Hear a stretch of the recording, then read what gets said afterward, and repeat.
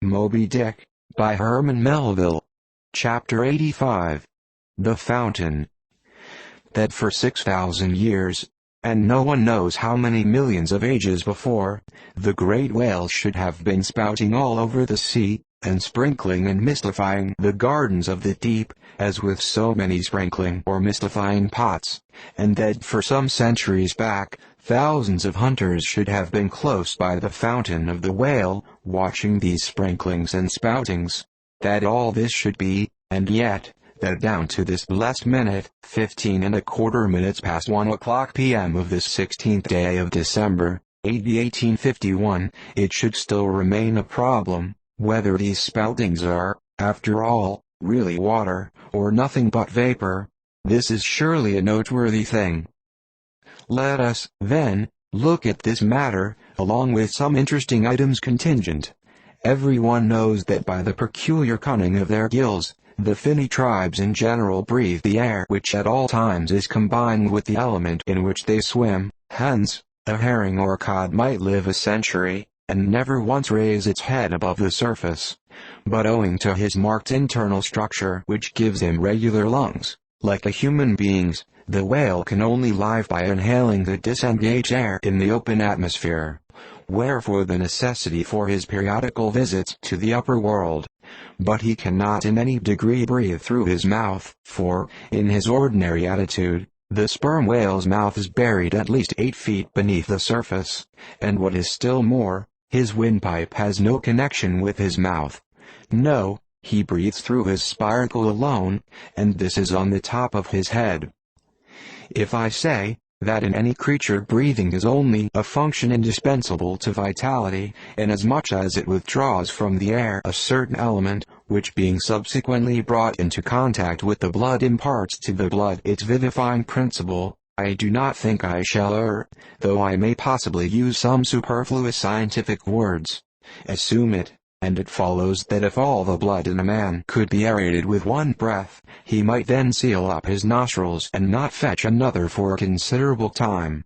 That is to say, he would then live without breathing.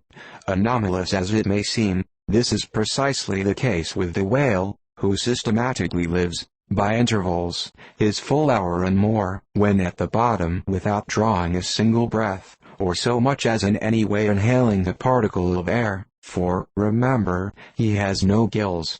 How is this?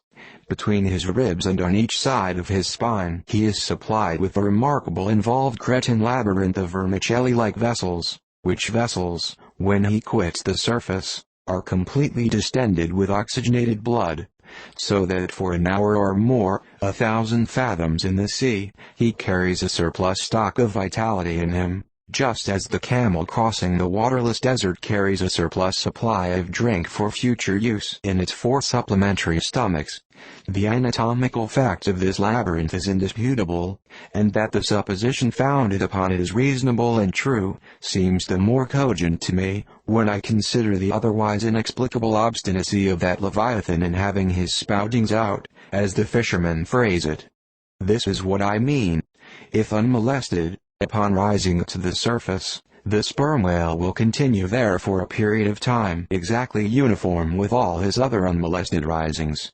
Say he stays 11 minutes, and jets 70 times, that is, respires 70 breaths, then whenever he rises again, he will be sure to have his 70 breaths over again, to a minute. Now, if after he fetches a few breaths you alarm him, so that he sounds, he will be always dodging up again to make good his regular allowance of air, and not till those 70 breaths are told, will he finally go down to stay out his full term below. Remark, however, that in different individuals these rates are different, but in any one they are alike. Now, why should the whale thus insist upon having his spoutings out, unless it be to replenish his reservoir of air descending for good? How obvious is it, too, that this necessity for the whale's rising exposes him to all the fatal hazards of the chase, for not by hook or by net could this vast Leviathan be caught, when sailing 1,000 fathoms beneath the sunlight. Not so much thy skill, then, O hunter, as the great necessities that strike the victory to thee. In man, Breathing is incessantly going on, one breath only serving for 2 or 3 pulsations, so that whatever other business he has to attend to, waking or sleeping, breathe he must, or die he will. But the sperm whale only breathes about 1/7 or Sunday of his time. It has been said that the whale only breathes through his spout hole. If it could truthfully be added that his spouts are mixed with water, then I opine we should be furnished with the reason why his sense of smell seems obliterated in him, for the only thing about him that at all answers to his nose is that identical spout hole, and being so clogged with 2 elements, it could not be expected to have the power of smelling. But owing to the mystery of the spout, whether it be water or whether it be vapor, no absolute certainty can as yet be arrived at on this head. Sure it is, nevertheless, that the sperm whale has no proper olfactories. But what does he want of them? No roses, no violets, no cologne water in the sea. Furthermore, as his windpipe solely opens into the tube of his spouting canal, and as that long canal, like the Grand Erie Canal, is furnished with the sort of locks that open and shut for the downward retention of air or the upward exclusion of water, therefore the whale has no voice, unless you insult him by saying that when he so strangely rumbles, he talks through his nose. But then again, what has the whale to say? Seldom have I known any profound being that had anything to say to this world, unless forced to stammer out something by way of getting a living. Oh, happy that the world is such an excellent listener. Now, the spouting canal of the sperm whale, chiefly intended as it is for the conveyance of air, and for several feet laid along horizontally, just beneath the upper surface of his head, and a little to one side, this curious canal is very much like a gas pipe laid down in a city on one side of a street. But the question returns whether this gas pipe is also a water pipe. In other words, whether the spout of the sperm whale is the mere vapor of the exhaled breath, or whether that exhaled breath is mixed with water taken in at the mouth, and discharged through the spiracle. It is certain that the mouth indirectly communicates with the spouting canal, but it cannot be proved that this is for the purpose of discharging water through the spiracle, because the greatest necessity for so doing would seem to be, when in feeding he accidentally takes in water. But the sperm whale's food is far beneath the surface, and there he cannot spout even if he would.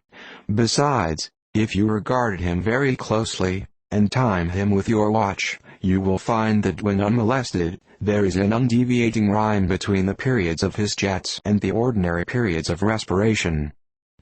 But why pester one with all this reasoning on the subject? Speak out. You have seen him spout. Then declare what the spout is. Can you not tell water from air? My dear sir, in this world it is not so easy to settle these plain things. I have ever found your plain things the knottiest of all.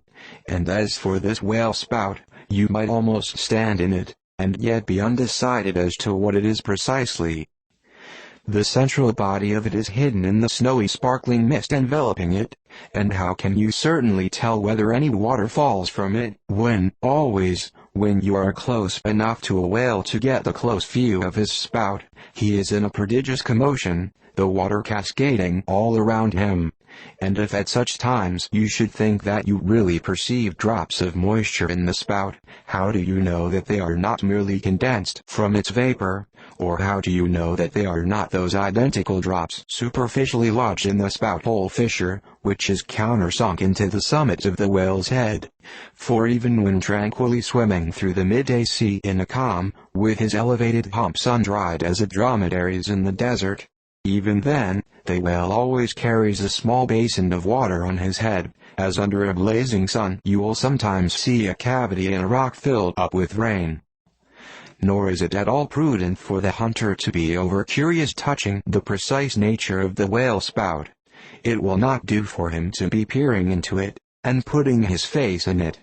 You cannot go with your pitcher to this fountain and fill it, and bring it away, for even when coming into slight contact with the outer, vapory shreds of the jet, which will often happen, your skin will feverishly smart, from the acridness of the thing so touching it. And I know one, who coming into still closer contact with the spout, whether with some scientific object in view, or otherwise, I cannot say, the skin peeled off from his cheek and arm. Wherefore, among whalemen, the spout is deemed poisonous, they try to evade it. Another thing, I have heard it said, and I do not much doubt,